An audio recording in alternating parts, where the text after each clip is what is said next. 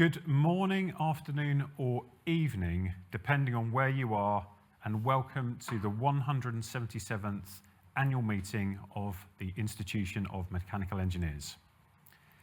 This is being held live and entirely virtually today.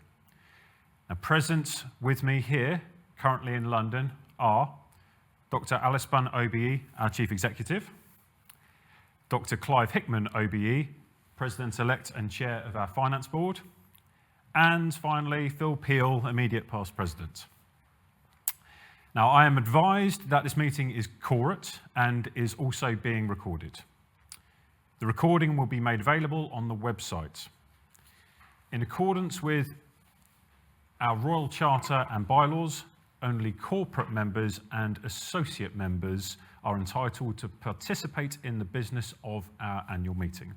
Other members may attend as observers, but shall not be entitled to be heard. Should you have any questions as we proceed, please do use the Q&A function within Zoom to do so from now. And we will address all of the questions toward the end of the meeting in a dedicated session. Now, as members, you will be aware the annual meeting of our institution shall be only for the following purposes: the presentation and consideration of the trustees' report and annual accounts for the year ended 31st of December 2023, the appointment of the auditors, and the announcement of the results of our annual elections to the trustee board and council. Now, as you will know from the recent annual meeting notice, there have been delays in finalising our 2023 annual report and accounts. Part of the reason for this relates to an error in the 2022 accounts, which involved a loan write-off of £842,000 associated with a historical trading entity. We are putting this right by reversing the amounts involved, but this does require extensive additional work. Therefore, the presentation of the report and annual accounts, together with the appointment of the auditors, cannot be presented at this meeting. Consequently, the meeting will be adjourned, and these items will be addressed at a continuation of this annual meeting to be held on a date for which, in accordance with IMechE bylaw 70.3, full notification will be given in due course. The notice convening this meeting was published on our website on the 29th of April 2024. And a copy of the minutes of last year's annual meeting held on the 25th of May 2023 have also been published on the institution's website. Now, I would like to ask if there are any questions or matters arising relating to those minutes. If so, like I said, please use the Q&A function within Zoom to submit your question. And we will now allow a couple of minutes for people to raise any questions they have, and then we will take those. Thank you.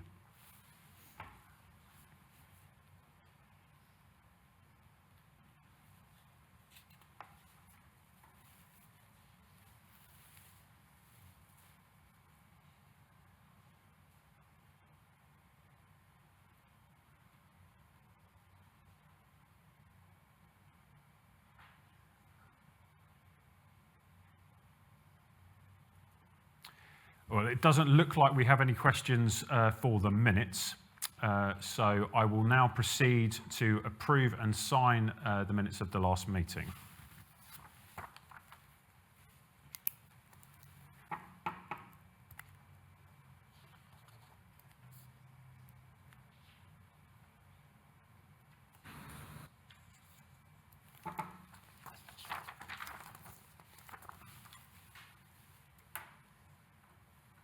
Thank you. I'd now like to hand over to Clive Hickman to briefly present the unaudited results from last year. Hi, good morning, everyone. These figures are draft, as the account's not yet approved, as Giles has already mentioned. We've had a reasonable year, with income increasing by 9% up to 30.4 million. And despite the significant increases in inflation that we've seen over the last year, we've controlled our operating costs to 21.9 million, which is a 5% increase on prior year. That has generated a net surplus of 1.3 million against a budget which was for break even. We have investment gains of 0.1 million, but we also have actuarial losses on the pension scheme of 0.3 million, which gives us a net surplus of 1.1 million for the year. And that means the free reserves have increased by 1.4 million to 7.9 million. However, we are disappointed that we've underspent on member network activities, despite the funding being available, and we intend to address this going forward and have a number of initiatives in place aimed at trying to increase the money that is made available and used by the members. The money's there, we need the members to use that money now effectively going forward. The trading companies have also performed well, and we are making significant progress with the sale of IAR and Sonospection. And I hope to be able to tell you more about that at when the annual meeting is reconvened. Thank you. I'll now hand back to Giles. Thank you very much, Clive. So we're now going to take a short break, following which we'll be back with some very exciting news for our institution. My name is Marissa Kieran-Bocas, and I'm the Head of Engineering and Product Development here at IMechE. So I first started my career journey at school, and I really loved studying maths, and I really loved studying science. But going to an all-girls school, I didn't really know what was out there or what career paths were open to me. So I spent a lot of my time at school wondering, what can I do with the subjects that I really love studying? And it was just by chance that my physics teacher happened to send my friends to an engineering lecture one evening, and my friends, wanting some company, decided to drag me along anyway. And surprisingly, she's now in teaching and I'm the engineer. So that's where it all began for me. And since then, I went on to study aeronautical engineering at the University of Cambridge. After I graduated, I've had roles in the automotive industry, designing luxury SUVs and sports cars, also motorcycles, and most recently I've started looking at electric vehicles, power electronics, and now air compressors for hydrogen fuel cells. So I think being quite a young person and a female and an ethnic minority in the engineering industry can be very daunting, especially with some of these very established industries. I've had some really huge supporters throughout my career, and I have also had some challenges. I've been in meetings where people have been very dismissive of my ideas. I've had people where they haven't wanted to work with me just based on my outward appearance. And my advice to people would be, don't make that your problem. You've got a job to do. If they have issues, that's their problem. It doesn't need to be yours. You need to still get on with what you want to do and what you're trying to achieve, and let your own talent shine through. We're very fortunate to have a very incredibly diverse team. For example, half the senior management team here at IMechE are women. And whilst we don't have any specific events to celebrate diversity and inclusion, we take the time out to celebrate the individual cultures that we have within our team. Engineering needs diversity in order to create that future. We don't want a small population designing and creating the future for the rest of us. And taking those different points of view and those different ideas all together will make our future much better for everybody. Welcome back, everyone. Now, it gives me great pleasure to announce that His Majesty King Charles III has become patron of the Institution of Mechanical Engineers.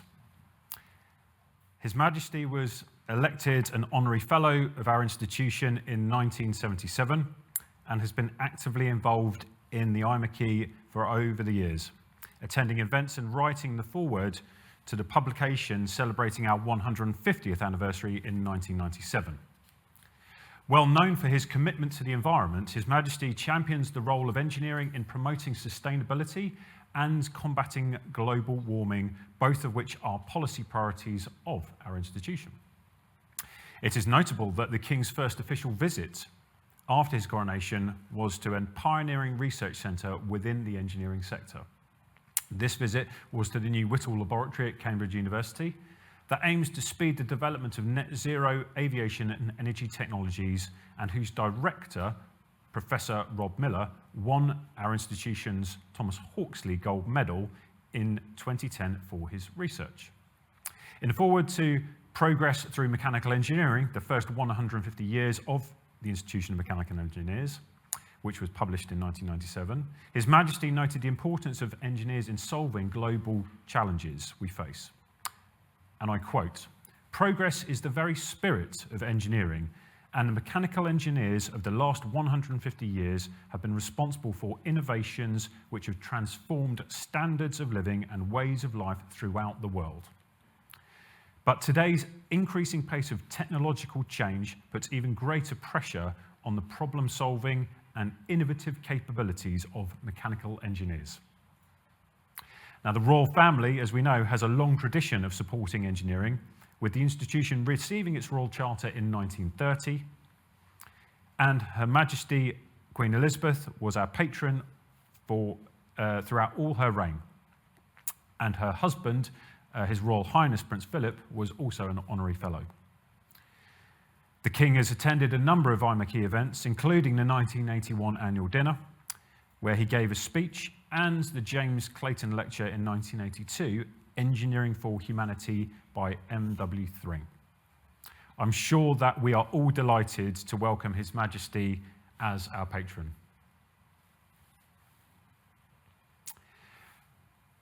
I'd now like to move on to my presidential final address. Now, as you already know, we do not have the annual report and accounts to present today, where my presidential statement will be made.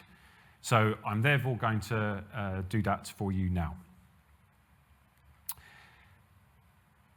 A close colleague recently said that one's involvement in a program we have worked on for many years is only transitory, and we are merely stewards for the next generation, striving to leave it as a minimum in a better state than we found it. As I reflect on not just 2023, but on my continuous 20-year voluntary service, and particularly the last 6 years on the trustee board, I find these sentiments also to be very true for IMechE. Having a clear strategy is core to any organisation's success. So for us, 2023 was a momentous year. The dawn of a new beginning as we launched our new IMechE Strategy 2023. We laid out what we aspire to achieve, how we intend to succeed, and most importantly, why. It is our vision of how to transform IMechE into a global, inclusive, and digitally enabled engineering community to deliver our mission of improving the world through engineering. By improving, we mean continuously enhancing sustainability, safety, performance, and reliability of the world we engineer. By world, we mean the planet and all its inhabitants, extending beyond humanity to benefit all living things. And by engineering, we embrace its broadest sense, recognizing it is multidisciplinary rather than solely mechanical, as we have known for many decades. We aspire to be a truly global organisation, not just a UK-based charity with international members. And we'll do this through developing international partnerships, building communities of technicians and engineers worldwide who can move easily to work through reciprocal arrangements, recognition of standards, and accreditations. Our vision is underpinned by our culture and defined by our 4 values of inclusion, integrity, innovation, and impact. We are committed to creating a culture where every member and employee knows they belong, feels valued, and can thrive, working in close partnership. We want to ensure IMechE and the wider engineering profession is welcoming to all people with the right skills and knowledge, regardless of their background. Now, technicians and engineers are pivotal in finding solutions to today's major challenges as we urgently transition to a low-carbon economy. And there is much to be gained from skills across different sectors. Solving these challenges requires diverse blend of individuals to give rise to the innovation that we all need to see. there is huge opportunity within both our existing and untapped talent pools, especially given the increased frequency of reskilling required due to the rapid technological advancements we're seeing.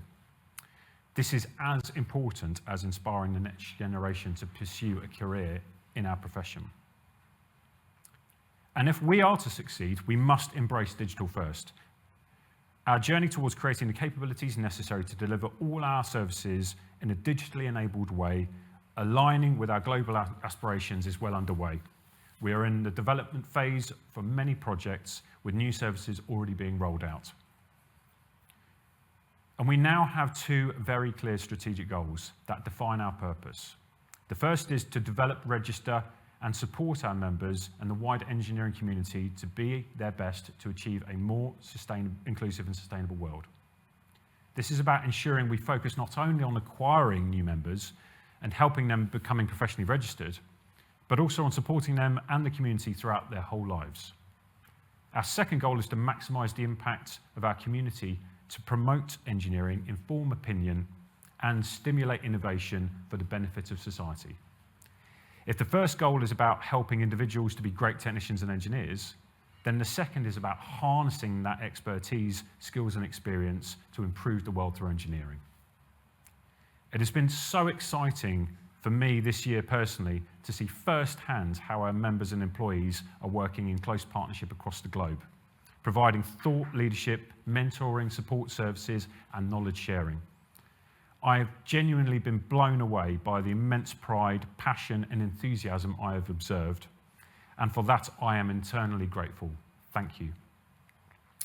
I genuinely believe we have improved IMechE, and I look forward to continuing to support our transformation as we continue to redefine what a professional engineering organisation is.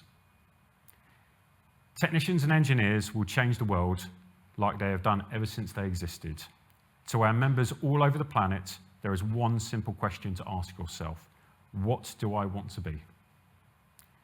We want you to be the best technician or engineer you can be, and we are here to help and support you.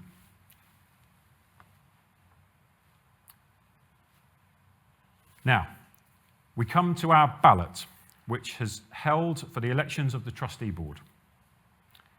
As has been noted in our communication to you, for the 2024 elections, there were only contests for the Trustee Board positions of Deputy President, where there was one vacancy, and Ordinary Member, where there were two vacancies. For International Vice President, one nomination was received and consequently no voting was required, with the nominee being elected unopposed. I will now ask our Chief Executive, Dr. Alice Bunn, to share the results we received from the scrutineers. Thanks very much, Giles. So this year, we're using my voice as the tellers for the voting for corporate elections. And the results of the 2024 elections to the Trustee Board and the Council are as follows. For the Trustee Board, the President will be Dr. Clive Hickman, OBE, having been elected Deputy President in 2022. The Deputy President will be Dr. Richard Judge. The International Vice President will be Chris Chong. And for ordinary members, we have Abby Addison and Darren Sharp. For Council, where the elections were uncontested, for ordinary members of Council, we have as fellows Hassan Ansari, Lisa Norcross, Zito Karsing, and Leslie Yao. And for members, we have Ransford and Ponsa. Now, the total number of votes cast was 6,221. That represents 9% of the eligible corporate and associate members. Some of you will recall last year that we were really quite disappointed by the 5.3% turnout that we had last year, and we committed to try and increase engagement here. Through a combination of changing election scrutineers, making the process simpler, and clearer and frequent communications, we are very pleased to have been able to deliver an 81% increase on the voting turnout from 2023. Of course, we will continue efforts to increase this further in future years. The election of Richard Judge as Deputy President and Chris Chong as International Vice President means that 2 casual vacancies on the Trustee Board will now arise, one for Vice President and one for Ordinary Member International.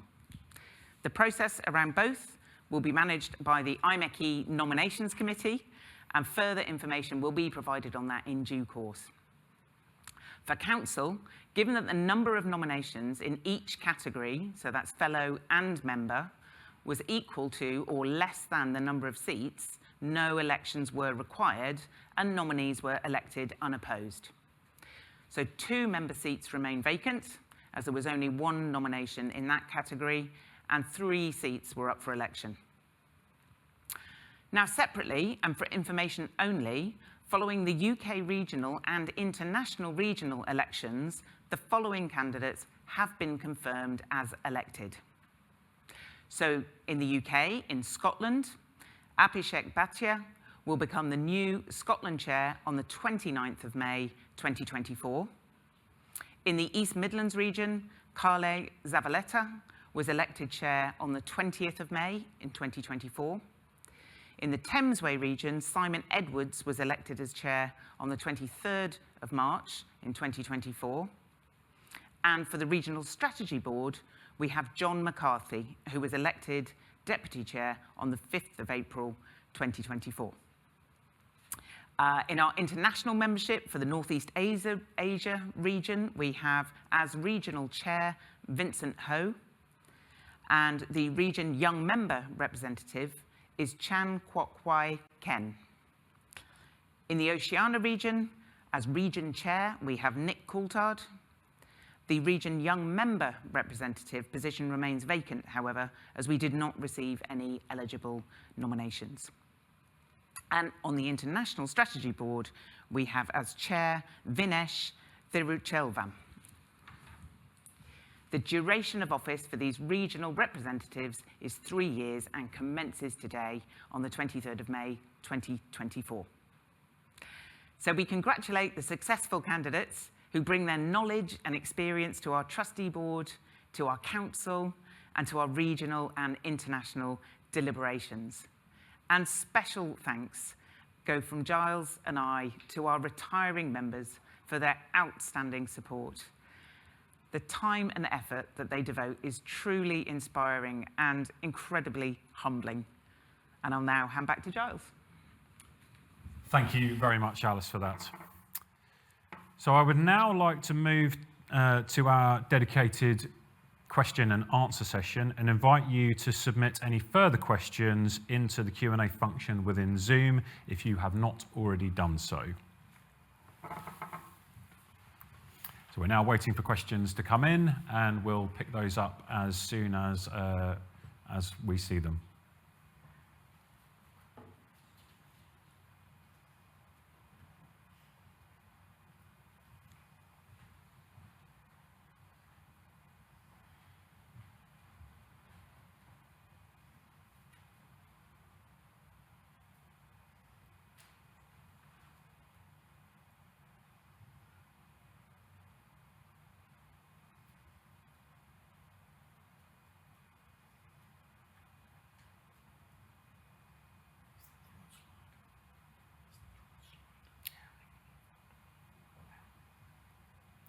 Okay, it looks like we're now getting some questions in, and we can begin the Q&A session.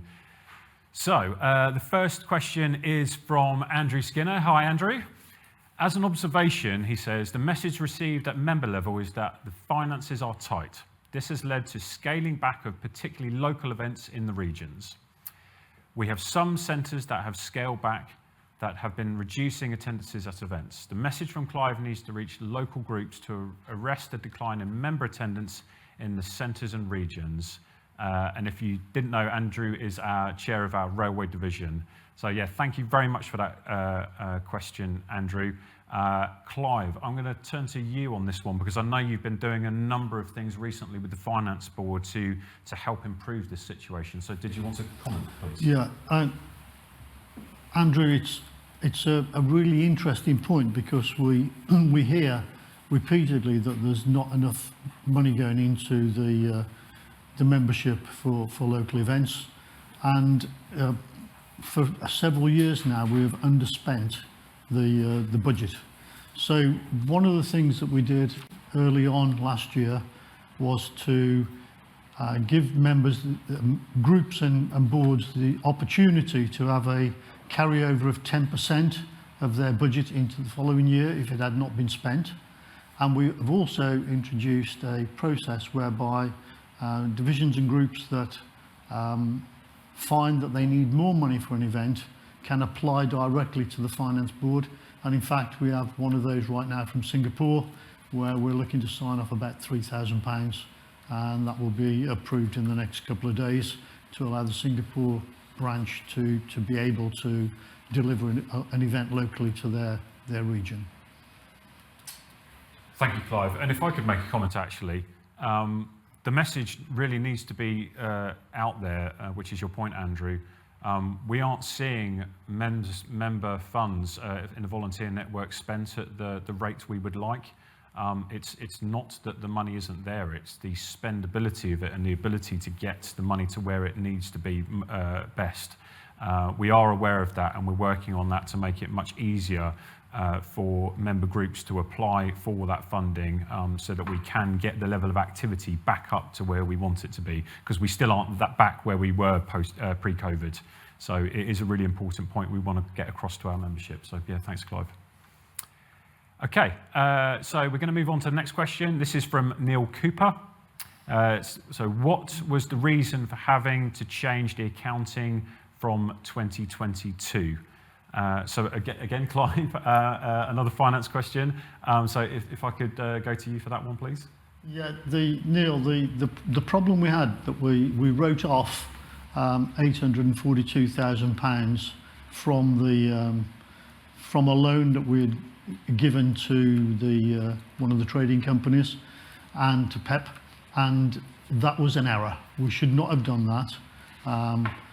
Therefore, we have to correct that error, and we're right now looking at the appropriate way to do that, and that is either by correcting the error in the 2023 accounts or having to restate the 2022 accounts. And we've got different opinions from the legal people on which is the right way to do this, and we have to get through that debate to sort that out for the future. Yeah, thanks, Clive. And our next question is from, I presume, fellow trustee David Knoll. Hi, David. David asks, are you able to give more detail on progress with the headquarters building? So, yeah, absolutely, David. Knowing how intimately involved you've been in the process for many years now, and we give great thanks to you and the team on this. What I can say really is that at this stage, we put together a team of people in early 2023. We asked one of our past presidents, Peter Flynn, which many of you will know, to pick that up and work off the back of the headquarters working group, which was chaired by our past president, Patrick Kniveton, previously. So there's been actually a huge amount of work delivered by the headquarters programme boards this year. And they've been charged really with leading the work on behalf of IMechE, including seeking wide-ranging expert external advice. Now, as a result of the efforts by the programme boards, we now have a much better understanding of the issues. This includes our requirements for things like refurbishment costs, market appraisals, and also long-term financial modelling, and I mean sort of decades into the future. We therefore have a better understanding of the options available to us. The programme board has delivered the output of that analysis in November to the trustee board, and we are now in a phase of consulting widely to determine the next steps. And I'd really like to thank past President Peter Flynn and the headquarters programme board for all of the fantastic work and hours, many of the hours that the team has put into this issue. So you'll see going forwards a lot more communications around this. We've already started with webinars, communications to boards and committees. It is very much now full-on consultation mode so that we can get to a consensus on the way forwards. That is where we are. So yeah, great question, David. Thank you. Okay, next question is from Spencer Gray, who submitted this question in advance, so thank you, Spencer. Spencer asks, what impact is the institution's diversity and action plan having so far? So this is an absolutely great question. It's really important to us. Me personally, as president, I've been absolutely supportive of that cultural change that we are going after that I spoke about in my presidential statement. Now, the D&I training program that's been ongoing for some time has been attended by many members and staff, and it's been one of the best examples of that close working relationship that I spoke about earlier, like members and staff coming together in a learning and development environment to learn about the issues associated with diversity and inclusion. The recruitment of that that's come from that has been far more inclusive. We've had many members that have been coming through our nominations committee from a wide range of backgrounds that have never volunteered before, and all of that has been driven by open expressions of interest, which has been fantastic to see. We've had about 400, I think just over 400 people apply for roles over the last few years that never would have applied before. So that for me is a real sign of increasing diversity in our organisation. We have achieved a gold award in Investors in People, which looks at the positive impact of our values and diversity and inclusion agenda, and we're really proud of that. But there is more work to do, and we will continue to assess our progress and communicate this via our Diversity and Inclusion Committee.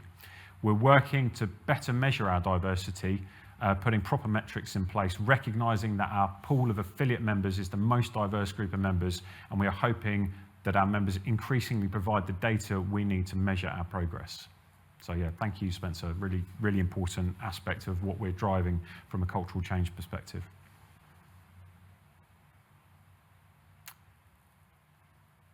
So just seeing whether there are any further questions.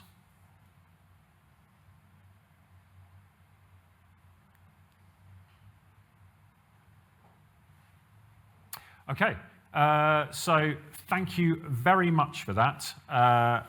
All of the questions and your engagement this afternoon has been really valuable. We don't have any more questions now, but if we do have questions that come in, we absolutely commit to sharing the answers to those questions publicly on our website at a later date. So we're now going to take a short break before the introduction of our next president, Clive Hickman. Thank you very much. My name is Asil Bukhari. I'm here from King Fahd University of Petroleum and Minerals in Saudi Arabia. My team is an all-freshman team, all-female team. The challenge that we've faced is that it's a very competitive environment, so I think we felt a bit intimidated in the beginning. But as time went on, I think we managed to get back into the mood and feel like we're up to the challenge. We found out about this competition from our advisor, the advisor for our team at our university. He is familiar with UAS competitions in general.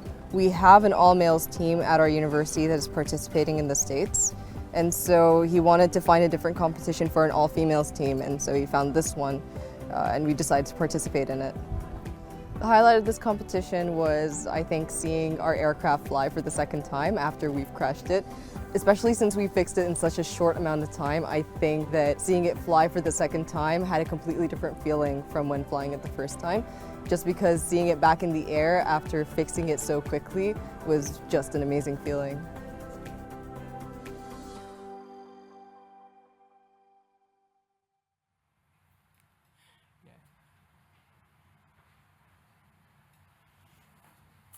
It is now my great pleasure to introduce Clive Hickman, who will be the 139th president of our institution.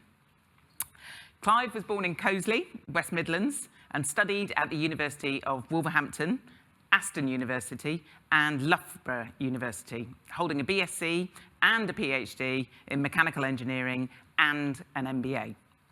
He is a fellow of IMechE and also of the Royal Academy of Engineering, and has served on several boards and committees of the IMechE dating back to the early 1990s. Can't be true. During his career, he has been Chief Executive of Tata Motors European Technical Centre, Head of Engineering at Tata Motors, Managing Director of Ricardo UK, Engineering Director at the Motor Industry Research Association, and Executive Engineer with Rover Group. Clive was CEO of the Manufacturing Technology Centre since it was founded in 2010 until 2023. He is now chair. He is also the chair of the Transport Research Foundation. He has recently chaired the Midlands Manufacturing Resilience Commission, won the Institute of Directors Chairs Awards for Excellence and Board Practice for the West Midlands in 2020, and the Royal Academy of Engineering Sir Frank Whittle Gold Medal in 2021. He was awarded OBE in the 2022 New Year's Honours List. And on the international stage, Clive spent 5 years in India with Tata Motors and has also worked in Korea and the USA. He has been a member of the board of the European Association of Research and Technology Organisations, representing the RTO community, the UK RTO community. And I now hand back to Giles. So it now gives me great pleasure to welcome Clive into the presidential office.